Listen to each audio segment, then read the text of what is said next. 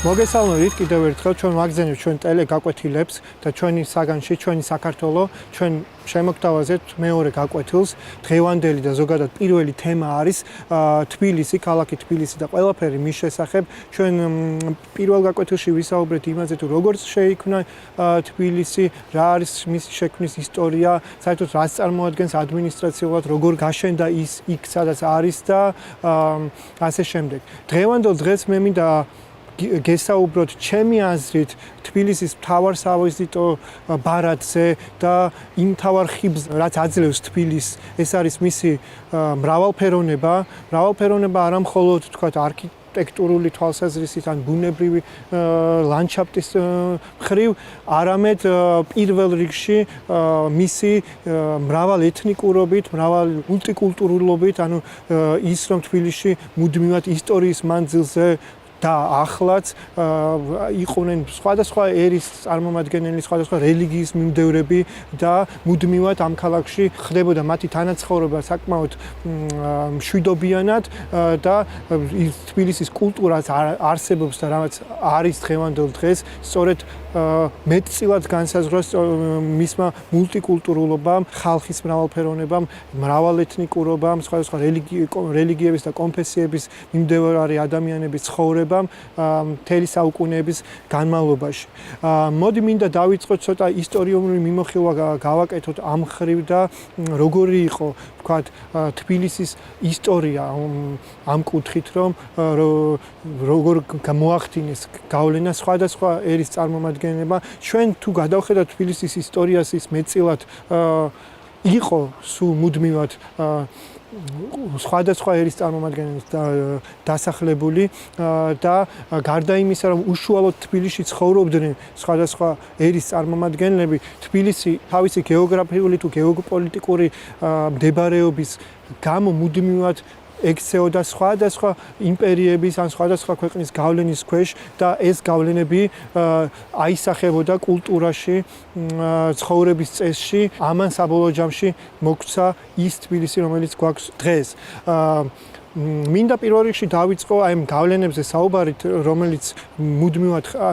ხდებოდა თბილისზე მუდმივად ისტორიის განმავლობაში და მიზეზებზე ვისაუბრო, იმიტომ რომ თბილისი თუ დავაკვირდებით, ის გეოგრაფიულად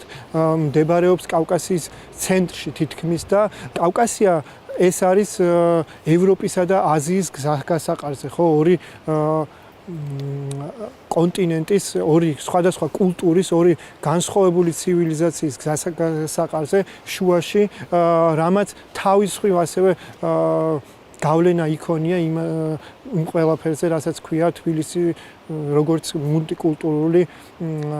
მრავალეთნიკური ქალაქი. პირველ რიგში მინდა ვთქვა, რომ თუ კი დავაკვირდებით ისტორიას, ზოგადად საქართველოს ისტორიას, ამ მთლიანად კავკასიის ისტორიას, იმიტომ რომ საქართველოს კავკასიის ნაწილი არის და იყო ყოველთვის, ეს იყო ორი ცივილიზაციის, ხშირ შემთხვევაში ორი იმპერიის შეხვედრის ადგილი, სადაც იკვეთებოდნენ ეს იმპერიები და მუდმივად იყო გავლენისთვის ბრძოლა ამ ორ იმპერიას შორის და შესაბამისად საქართველოსაც კავკასიასთან ერთად უწევდა ამ ორ სხვადასხვა იმპერიას აზიურსა და ევროპულს შორის, როგორც წესი, ლავირება, რაღაცების გავლენის სფეროში მოხვედრა, ხანდახან თავის დახრა, ხანდახან ბრძოლა მათ წინააღმდეგ, რაც საბოლოო ჯამში ისევ და ისევ აისახა ქართულ კულტურაში, ქართულ თბილისურ და ქართულ ზოგადად ყოველდღიურობაში. თუ კი მოვყვებით ხო უძველესი პერიოდიდან თბილისში ჩვენ აღმოჩენებს თუ არქეოლოგიურ აღმოჩენებსაც თუ დავაყენებით თუ ისტორიულ წყაროებს ჩვენ აქ ვნახავთ რომაულ გავლენებს, უფრო ადრინდელს ბერძნულ გავლენებსაც, ასევე რა თქმა უნდა აქ მოგვიანებით უკვე აზიური სახელმწიფოების გავლენების შემოდის, ვთქვათ, იქნებოდა ეს ირანი, ვთქვათ, მოგვიანებით არაბული გავლენა თბილისი ძალიან დიდი ხნის განმავლობაში გამოყოფილი იყო ქართულ სამეფოებს და ის დაპყრობილი ჰქონდა არაბებს მოგვიანებით ის რაღაცა ცალკე ერთეულიც კი იყო, რომელიც სავაჭრო ცენტრი იყო კავკასიის და მაშინაც კი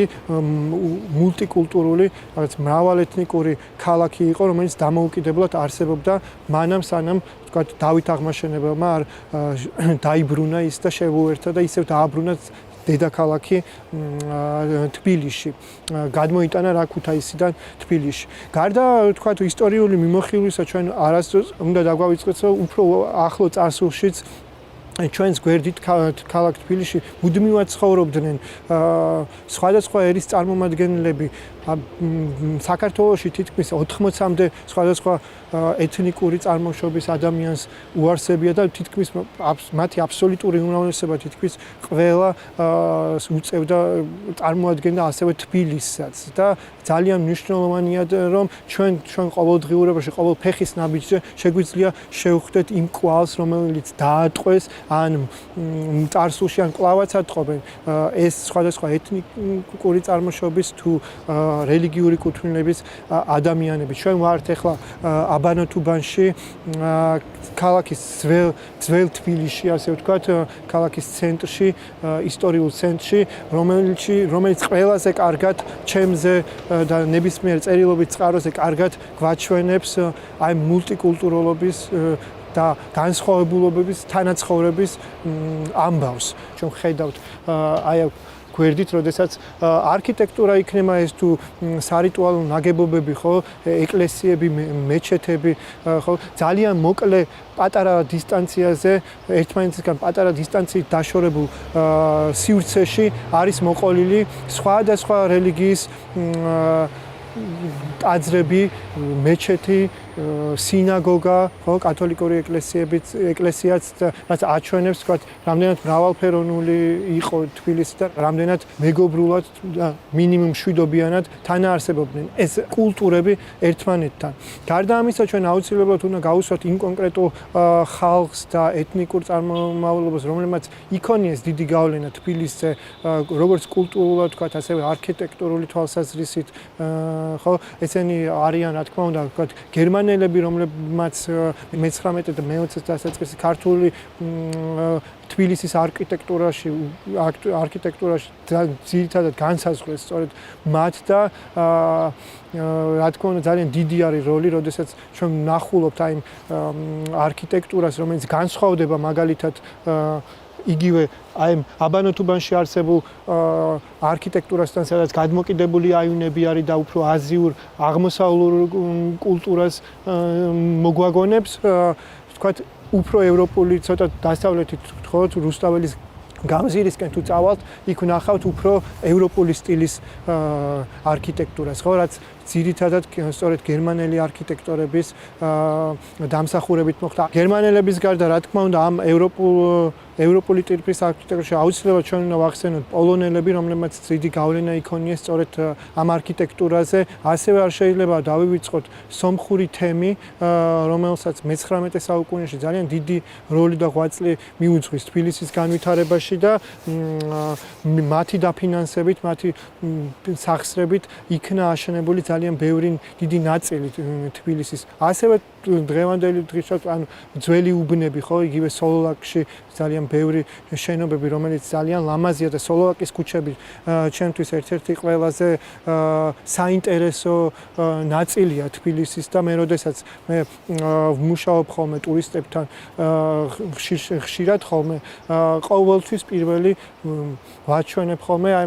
სოლოლაკის ქუჩებს და სოლოლაკის აი ლამაზ შენობებს, ნაგებობებს, რომელიც იქ არის. აუცილებლად უნდა ვთქვათ, ებრაული თემი უნდა ვახსენოთ, ხო, სხვადასხვა თემები არსებობდნენ, აი სხვადასხვა ეთნიკური თუ რელიგიური და ებრაელებიც მათ შორის ძალიან მნიშვნელოვანი თემი იყო თბილისისთვის. მართალია ისინი სხვა ქალაქებში ცხოვრობდნენ, მაგრამ თბილისში აი არც ისე მოშორებით აქედან იყო, არის სინაგოგაც არის,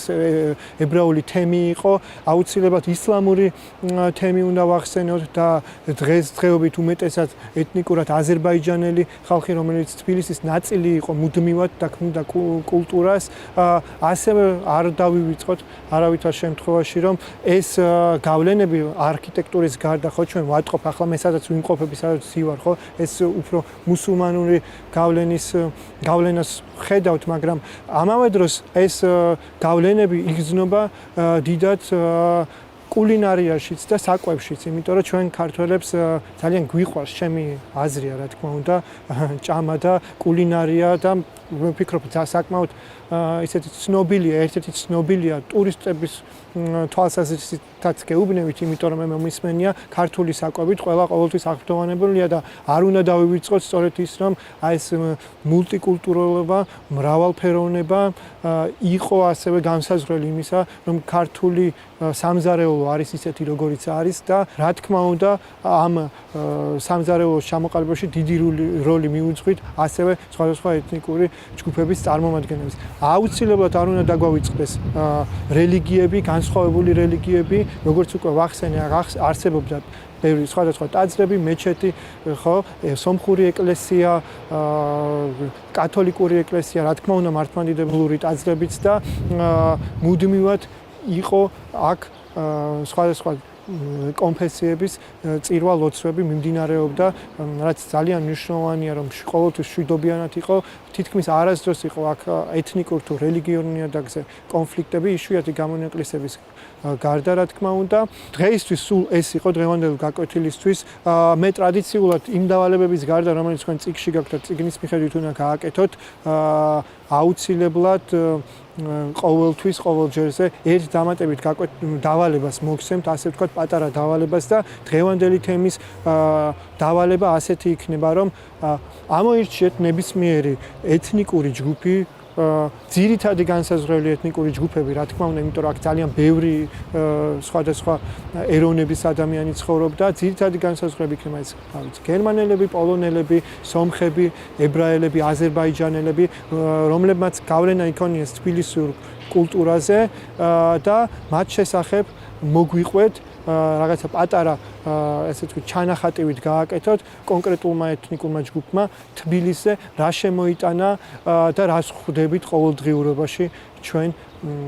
ამ ეთნიკური ჯგუფის შედეგად შექმნილ კულტურაში. მადლობა და დაგემშვიდობებით ერთი კვირით და აუცილებლად არ დაგავიწყდეთ ისევ და ისევ გაითვალისწინოთ ექიმების სხვადასხვა სპეციალისტების მოცემული რჩევები და დარჩით აუცილებლად სახლში. მადლობა და ნახვამდის.